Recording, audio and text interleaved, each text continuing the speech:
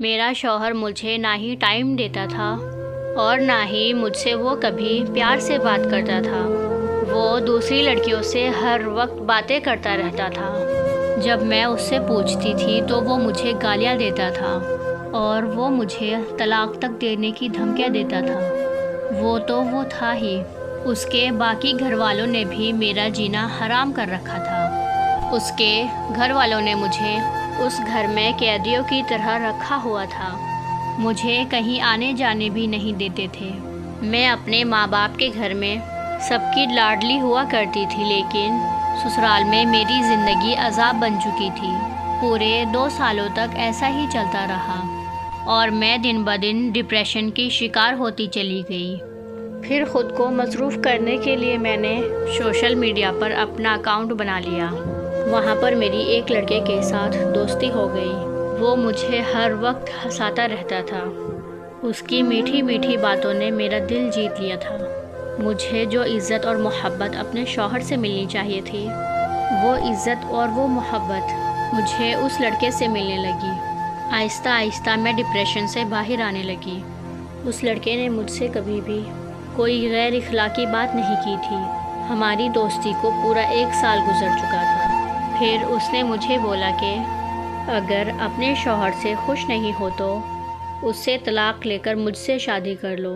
تب میں بھی قید سے باہر نکل کر اپنی زندگی کو جینا چاہتی تھی، تو میں نے اپنے شوہر سے طلاق لے لی۔ طلاق کے بعد میں نے اپنی عدت پوری کرتے ہی اس سے شادی کا بولا تو وہ مجھے کہنے لگا کہ میرے گھر میں ابھی کوئی مسئلہ چل رہا ہے، ہمیں 2 مہینے ابھی مزید انتظار کرنا ہوگا۔ تو میں نے بھی اس کی ہاں میں ہاں ملا دی۔ وہ مجھ سے ملنے میرے شہر آنے جانے لگا۔ ہم دونوں کے بیچ فزیکل ریلیشن بھی قائم ہو چکا تھا۔ 2 مہینے سے 2 سال ہو گئے، لیکن اس کے گھر کے مسئلے ختم ہی نہیں ہو رہے تھے۔ پھر ایک دن مجھے اس کی کال آئی اور وہ مجھے کہنے لگا کہ میرے گھر والے ابھی نہیں مان رہے اور میرے گھر والوں نے میرا رشتہ میری کزن کے ساتھ پکا کر دیا ہے۔